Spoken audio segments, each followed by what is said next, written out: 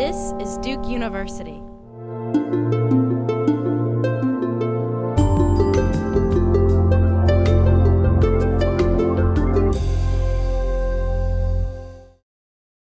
So my students told me that they have this Facebook page that they've created that faculty doesn't have access to. We were talking about documentary and about like them and their films, and I said, and research.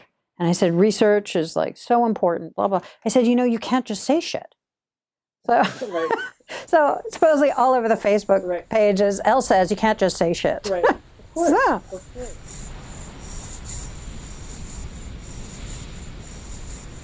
So I began working around issues of Israel and Palestine as somebody who grew up in Jerusalem, who was taken from Canada at the age of 6 to live in Jerusalem and to live in Israel. My grandparents were heavily involved in the beginnings of the State of Israel. My grandfather was involved in what was then called the Joint Palestine Appeal, as there was no Israel yet. They both became impassioned with the idea of a Jewish homeland. This then got passed on to my mom, and we had been living in Montreal, and I guess she figured the weather was better, and she was a big Zionist and had been working for various Zionist organizations, and picked up and moved all of us. The village was the Haram village, and the people that are living here, they go away, and the village now is living in it Jewish. The rise of political Islam in the West Bank and Gaza. Remember, we're talking about Oslo I and Oslo II. And here was the idea of Oslo. At the end of 5 years, Israel and the Palestinians would engage in final status negotiations. So it was a blueprint which did not itself put an end to either the occupation or the conflict, but was supposed to establish the terms by which it would be solved, right? I was sort of steeped in the Zionist lore and building the state and doing, what good Jews did. What I'm going to do is take you through an art project, quite specifically, that I did, that I've been doing about Israel-Palestine for the last 20 years. It's called What Isn't There, and it's an ongoing project. It's taken many forms: photographs, films, wall murals, you name it. And what it's about at its very core is what I would argue is the crux of the Israel-Palestine conflict, which is a conflict over land.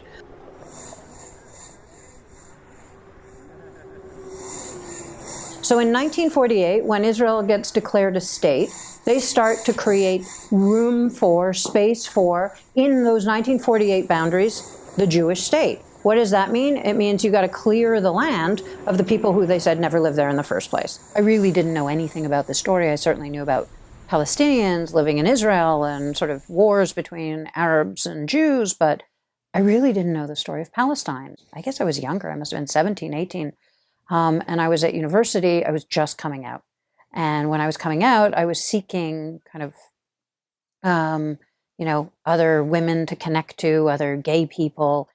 I discovered that those folks were part of a larger women's movement, and that women's movement was part of the Israel Peace Movement, and that Israel Peace Movement were working across borders. And those women who were actually lesbians were also working for liberation and working for Palestinian liberation, and taught me about the other narrative. And from there, I started going to the West Bank.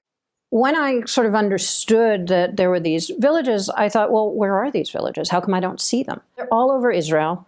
They're all over they're in between forests of the Jewish National Fund. Tel Aviv sits on 8 different Palestinian villages. Jerusalem has neighborhoods that were Palestinian villages. They're all over the countryside. This was, I don't know, somewhere in the 90s. I'm going out, I'm trying to find these villages. There's no Israeli maps with the villages on them. At the time, there were sort of pre-1948 maps where you could sort of see where the villages were. So what I did is I had to I photocopied the 1948 maps onto current day Israeli maps so that I could create meeting points to go to these spaces. You can imagine, I spent all my time looking for these villages, and then how do you photograph what isn't there? The installation kind of wraps around you. We did it outside in Toronto, in Canada. And what we tried to do was recreate a village for you. After that, some people said we want to take care from the place. This is for the Muslims. We want to take care from the place, and they make jam'iyya.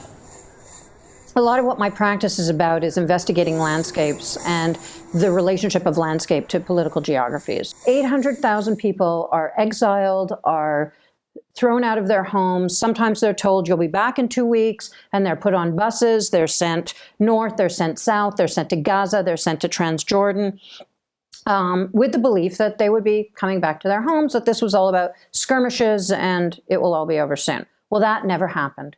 So 800,000 people have lived in exile, which has turned into millions across the world. This is what creates today what we know as the modern Palestinian refugee crisis.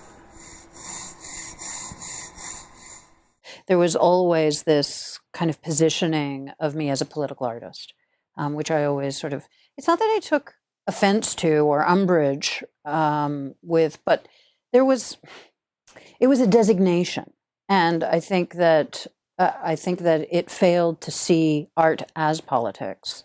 And I think that that was really important for me, that art be understood as politics. Part of what I struggle with and what I work with is what we call in my business the contingent nature of photographs. The way I start to look at it for myself as an artist in helping me navigate the terrain of loss, right?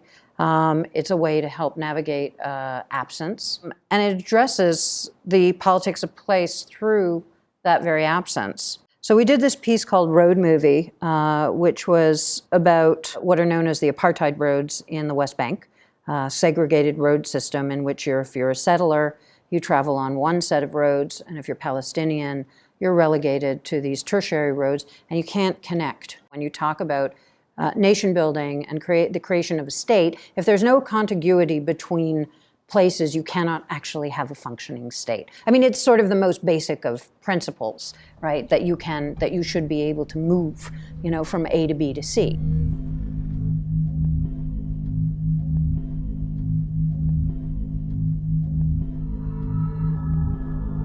Sometimes they say you could get through, but do not come back here. Another choice, we will shoot you.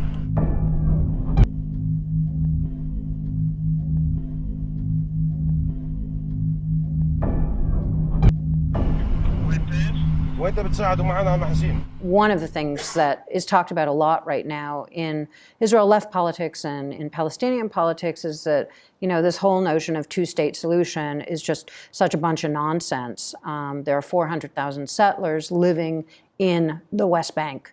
And, that's not an easy thing to sort of make disappear.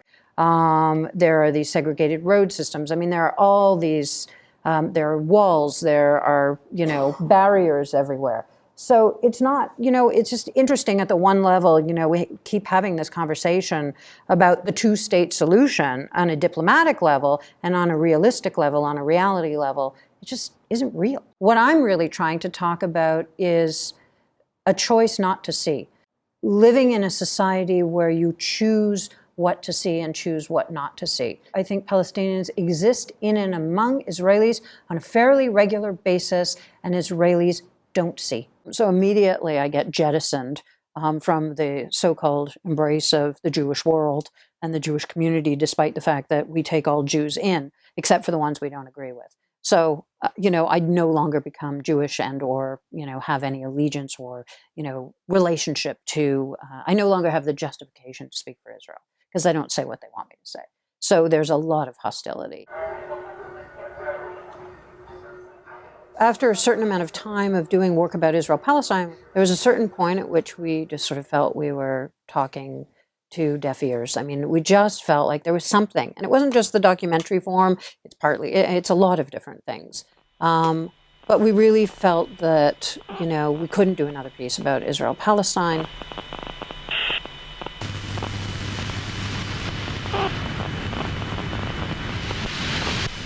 How can you kind of if you're an artist who's talking about, imaging and thinking about the way in which, we see ultimately, we've got to engage with the question of surveillance. I mean, it's so pervasive.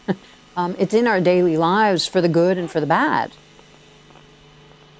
So we started doing work around, part of it came through the bombing of Gaza in 2009 and the work of drones and our sort of awareness around the terrible things that drones were doing, just even its daily presence in Gaza, the psychological effects on kids, the sound, the noise, the fear, who was making the drones, where those drones were coming from, the American involvement in drone warfare, and then the Canadian involvement as well. An open courtyard.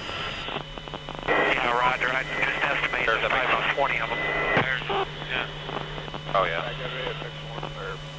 Drone wedding, what we did is we staged a wedding in Canada in sort of somebody's upper middle class home in Toronto, in which we brought all our friends together. We had this sort of performance piece that we did. It was the staging of a wedding that we filmed completely with a drone camera and sort of other cameras all sort of around the area. So it was sort of full-on surveillance. And I think most people were just kind of engaged at the time with like, oh, look at the drone. Oh, how amazing, how incredible. And it wasn't until we screened it afterwards for everybody that they got this sort of much more creepy sense of like, well, what does that mean to have this in our lives and our worlds? And, how is it eroding democracy? What is this in the everyday? What does that look like? Privacy. We just sort of wanted to kind of bring the Middle East back to North America in a way to show those connections.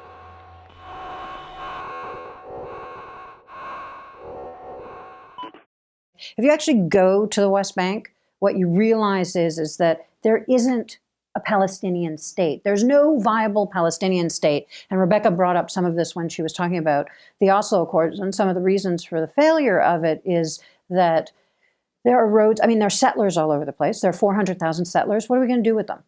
You're just going to move them out? They moved out 5,000 people from Gaza. 5,000 people is not 400,000 people. It's not pragmatic. It's not practical.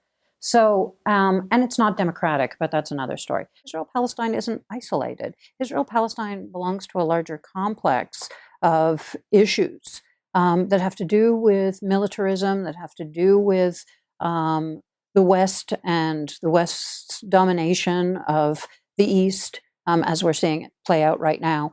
And so I think it became important for us to reconnect Israel-Palestine to the world and for ourselves. Now you'll have family members saying to you in Jerusalem, it's like, oh, don't go to East Jerusalem, it's dangerous. Well, what happens if you don't go somewhere? And what happens if you don't have contact? And what happens? It's like, people become cardboard cutouts, right? They become cartoons. They become things that you see on YouTube of edited versions of nonsense. You don't get to meet, my friend Joanna that I started a yoga class with, like the everyday. I think if you just wander into the countryside with a particular narrative, you see the narrative that you've been taught. So unless we expose ourselves to complex narratives, we only ever see one thing. Produced by Duke University, online at duke.edu.